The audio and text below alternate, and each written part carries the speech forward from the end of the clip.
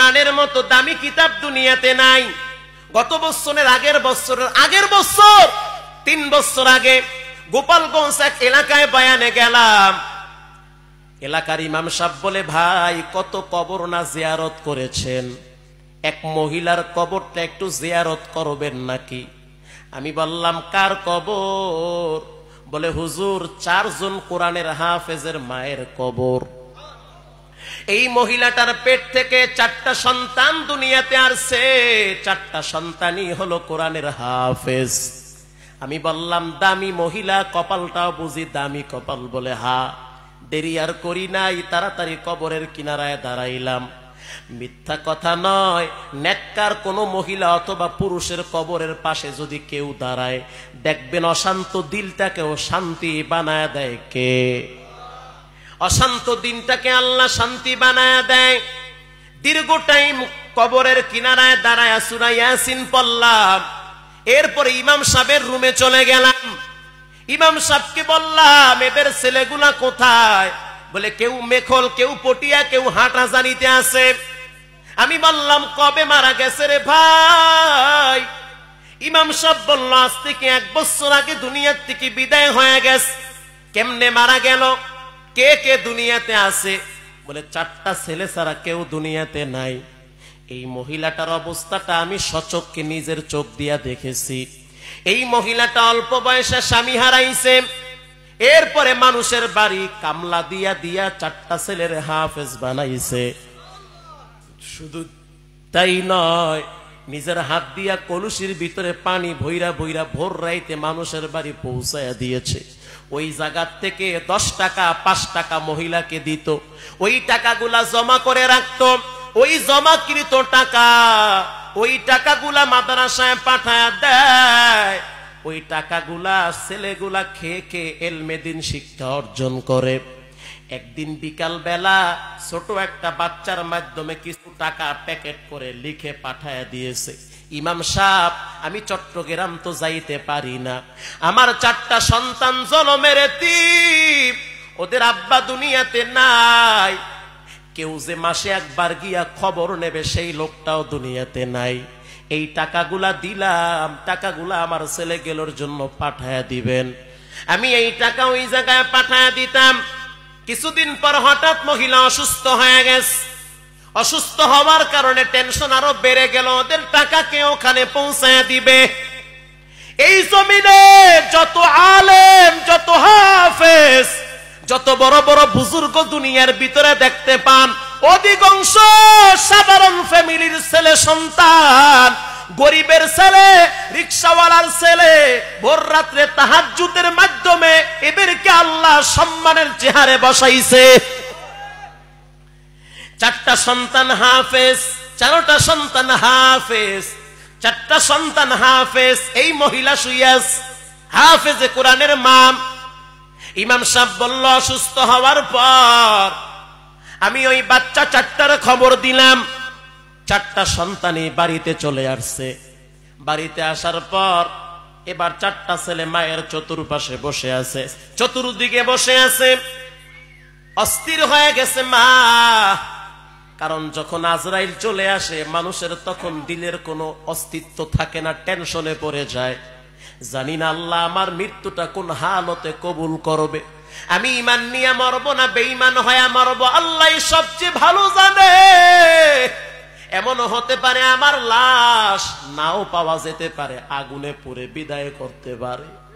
এমনও হতে পারে লঞ্চ ডুবে লাশ মাছের পেটে চলে গেছে, হতে পারে কি পারে না। মহিলার চতুর্পাশে 4টা সন্তান বসে আছে। কিছুক্ষণ পর এই মহিলাটা ছোট্ট বাচ্চার দিকে নজর করে দেখে, ওর বয়স মাত্র 11 বছর। 2 বছরে কোরআনের হাফেজ, টোটাল 30 পারা কোরআন সিনায় জমা করেছে। বড় ছেলেটারে বলে, সূরা ইয়াসিন আমার মাথার পাশে একটু বসে শোনা। এবার বড় ছেলেটা মায়ের মাথার পাশে বসে বসে সূরা ইয়াসিন শোনায়। মা দীর্ঘ টাইম সূরা ইয়াসিন শুনতেছে আর চোখের পানি পড়ে। বড় ছেলেটা বলে, মা গো মা, কাঁদেন কেন? কোন দুঃখে আপনার এত কান্নার আওয়াজ? মা ডাক দিয়ে বলে, আমার জীবন সার্থক, আমার এই মৃত্যুর সময় আমার ছেলেগুলা যে পাশে বসে কোরআন পড়বে, এটাই তো আমার ধন্য জীবন। এ দুনিয়ায় কত কোটিপতি, কত বড় লোক, কত সম্পদওয়ালা মারা যায়, ছেলেরাও লাশ দেখতে পারে না, কিন্তু আমার জীবন ধন্য। আমার বাচ্চাগুলা পাশে বসে বসে সূরা ইয়াসিন পড়তেছে। মা ডাক দিয়া বলে, মেজো সন্তান, ওর নাম হলো আব্দুর রহমান। আব্দুর রহমান, তুমি সূরা মুলুক তেলাওয়াত করে শোনাও। মেজো সন্তান এবার সূরা মুলুক তেলাওয়াত শুরু করে দিয়েছে।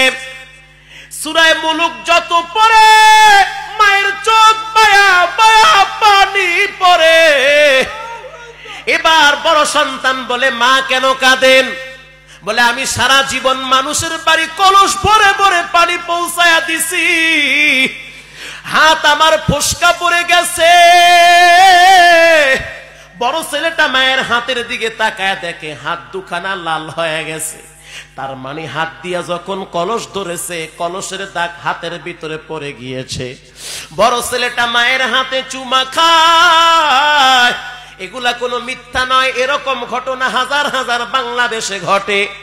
এবার কিছুক্ষণ পর মা সেজো ছেলেটাকে বলে, তুই সূরা রহমান পড়, কারণ সূরা রহমানের ভিতরে জান্নাতের বয়ান আল্লাহ করেছে। আমি আমার নাকে জান্নাতের ঘেরান পাইতেছি। এবার সেজো ছেলেটা সূরা রহমান শুরু করে দিয়েছে। মা নজর করে দেখে ছোট বাচ্চাটা মায়ের পাশে পায়ের কিনারায় বসে বসে পানি জড়াইতেছে। মা হাতটা বাড়ায় দিয়া বলে, বাজান কাঁদবি না, আমি আল্লাহর উপরে তোদের কাছে রেখে গেলাম, কোনো টেনশন নাই, কোনো চিন্তা করবি না। একদিকে তোদের বাবাকে হারালি, আজকে হয়তো আমাকেও হারায়া ফেলাবি। এই কথাটা ছোট বাচ্চা শোনার পর ছোট বাচ্চার চোখের পানি আরো বেড়ে গেল। এমনি তো বাবা নাই, আরো যদি মা বলে আমাকেও হারায়া ফেলাবি, অবস্থা কেমন দাঁড়ায়। মা এবার ছোট বাচ্চাটার মাথায় হাতটা দিয়া বড় ভাইয়ের হাতটা টাইনা মাথায় দিয়া বলে, এই তোদের ছোট ভাই, বেয়াদবি করবি না, তোরা চার ভাই একসাথে মিলে মিশে থাকবি। কিছুক্ষণ পর মা বলে, রাস্তাটা ক্লিয়ার করে দে, কে যেন মাথায় পাগড়ি পরে আসতেছে, কে যেন মাথায় পাগড়ি পরে আসতেছে। হাদিসে পাকে আমার নবী বলেন, নেককার যখন দুনিয়া থেকে বিদায় হয়, নেককারের মৃত্যুর সময় আল্লাহ তাআলা হযরত আজরাইলকে নেককারের সূরত দিয়ে পাঠায়া দেয়। আজরাইল তখন জানটা কবজ করতে সামনে যখন দাঁড়ায়, তখন জানটা বের হওয়ার জন্য পাগল হয়ে যায়। আর যেই ব্যক্তি ঠিকমতো নামাজ পড়ে না, এরে যুবক, যে ঠিকমতো আল্লাহর গোলামি করে না, ওর জান যখন কবজ করা শুরু হয়, আজরাইলের দুটো পা এক দুইটা জমিনে, মাথা হলো আসমানে, এক হাত মাশরিকে আর এক হাত মাগরিবে, চক্ষু দুইটা নীল নদের মতো বড় বড় বানাইয়া এরপরে হাতটা উঁচা করে যখন থাবা মারবে, এমন একটা থাবা, এমন একটা থাবা, শরীরের রগগুলো ছিঁড়ে ছিঁড়ে তখন রুহটা বের হয়ে আসবে। মহিলা ডাক দিয়া বলে, তাতানাজ্জালু আলাইহিমুল মালাইকা। ফেরেশতারা যখন জান কবজের জন্য আসে, তখন আল্লাহ তাআলা আসান করে দেয় হযরত আজরাইলের মাধ্যমে। কেন? বলে এই জন্য, যে ব্যক্তি নেককার, যেই মহিলা আল্লাহরে মানে, নামাজ পড়ে, পর্দা করে। এবার চতুর্দিক থেকে ছেলেগুলা সরে গেল। মা ডান দিকে মাথা ঘুরাইয়া কালেমা পড়ে পড়ে বিদায় হয়ে গেছে। আল্লাহু আকবার। জীবনে কত জানাজা পড়াইছি, কত জানাজা পড়লাম রে ভাই, এই রকম দৃশ্য আমাদের জীবনে আমরা দেখি নাই। কিছুক্ষণ পর লাশ এবার জানাজার জন্য ময়দানে নেওয়া হয়ে গেছে। গহরডাঙ্গা মাদ্রাসার সম্ভবত মুহাদ্দিসরা হাজির ছিল। কেউ বলে জানাজা ছেলে পড়াবে, কেউ বলে না না মেজো ছেলে পড়াবে। বড় ছেলেটা মিশকাতে পড়ে, বড় ছেলেটা বলে না, জানাজা মুহাদ্দিস সাহেব পড়াবে। উলামায়ে কেরাম বলল, তোমার তো মা, জানাজা তুমি পড়াও, কারণ মায়ের রক্তের সাথে ছেলের রক্তের বড় মহব্বত। তোমার মায়ের জানাজা তুমি পড়াও, আরশের মালিক বরকত বাড়ায়া দিবে। জানাজা কমপ্লিট হয়ে গেছে। লাশ এবার যখন কবরে রাখবে, কাউকে নামতে দেয় নাই। 4টা কোরআনের হাফেজ 4 জনই কবরে নামছে। 4 জনে কবরে নামার পর চারজনের চোখের পানিতে চতুর্দিকে মাটি ভিজতেছে আর বলে মিনহা খালাকনাকুম ওয়া ফিহা নুঈদুকুম ওয়া মিনহা নুখরিজুকুম তারাতান উখরা। এই আয়াত পড়ে পড়ে যখন লাশ কবরে রাখা হয়, লাশ দাফন হয়ে গেছে, যার যার মতো সবাই বাড়ি চলে গেছে। রাত্র তখন 2টা বাজলো। বড় ছেলেটা তাহাজ্জুদ পড়ার জন্য এবার উযু করতে বাহিরে বের হয়েছে। নজর করে দেখে বিছানায় ছোট ভাইটা নাই। তার মানে 4 ভাই বিছানায়, 1 ভাই বিছানায় নাই। বড় ভাই টেনশনে পড়ে গেল, কি ব্যাপার ছোট ভাই কেন বিছানায় নাই? কারণ কোন ব্যক্তি যদি মায়ের কবরে ফালায়া থুইয়া ঘরে থাকে, ওর দিলটা কিন্তু মায়ের জায়গায় চলে যায়, ও নিজের নিয়ন্ত্রণ করতে পারে না। কারণ যেই মায়ের স্তন থেকে 30 মাস আমি দুধ টানেছি, যেই মায়ের ভালোবাসায় আমি বড় হয়েছি, ওই মায়ের মাটির ভিতরে ফালায়া আমি কিভাবে আজকে ঘরের ভিতরে ঘুমাই? এই বাচ্চাটা ছোট মানুষ, বড় ভাই লাইট মেরে দেখে কোথাও তো ছোট ভাইকে পাওয়া যায় না। কামড় মারছে, আমার দিল বলতেছে হয়তো মায়ের কবরের পাশে যাইতে পারে। লাইট মেরে মেরে চলে গেল ওই পাহাড়িকা অঞ্চল, গোরস্থানের কিনারায় গিয়া লাইট মেরে তাকায় দেখে ছোট ভাইটা মায়ের পায়ের পাশে দাঁড়ায়া দাঁড়ায়া সূরা ইয়াসিন পড়ে। বড় ভাইটা ডাক দিয়া বলে, কি হইছে? এই রাত্রিবেলা কেউ কি মায়ের কবরের পাশে দাঁড়ায়? ছোট ভাইটা ডাক দিয়া বলে, আমার তো মা হয়, এই মহিলাটা তো আমার মা। এই মহিলাটার পেটে আমি ছিলাম, লাত্তি মারছি, মুখ থেকে বমি বের হয়ে গেছে। এই মহিলাটার পেটে আমি হাত দিয়া ঘুষা মারছি, মুখ থেকে রক্ত বের হয়ে গেছে। অতএব আমার মায়ের মহব্বত আমার দিলে এত বেশি, জানি না আল্লাহ মায়ের সাথে কেমন ব্যবহার করে। এই জন্য সূরা ইয়াসিন পড়ি, দেখিনি আল্লাহ মাকে ক্ষমা করে দেয়। ও মুসলমান ইমানদার, একটা সন্তান, একটা মেয়ে, একটা ছেলে কোরআনের জন্য বানায় যাও। এই জায়গায় অনেক এতিম সন্তান আছেন, হঠাৎ দেখবেন মায়ের ছবিটা চোখের সামনে ভেসে উঠেছে, বিবি কষ্ট দেয়, ছেলে মেয়ে কষ্ট দেয়, মসজিদের কোনায় মাথা নত করে একা একা কান্দে। হাতটা বাড়ায় দিয়াম বলে, বলে ভাই কেন কাঁদেন? বলে সবাই আমারে কষ্ট দেয়, মায়ে যদি থাকতো আমারে তো কষ্ট দিত না। কারণ মা এমন একটা দামি সম্পদ। আজকেও মায়ের দোয়া নিয়ে আসলাম রে ভাই।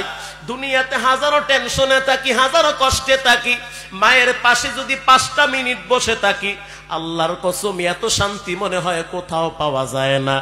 মা বারবার বলে, বাবা খবরদার, আল্লাহকে ছাড়া বিকল্প কোনো পথ নাই। এজন্য যুবক এতিমের দল, মা বাবার সাথে বেয়াদবি চলবে না। কোরআনওয়ালা সন্তান দুনিয়াতে রেখে যাও, বরকত আল্লাহ বানায় দিবে।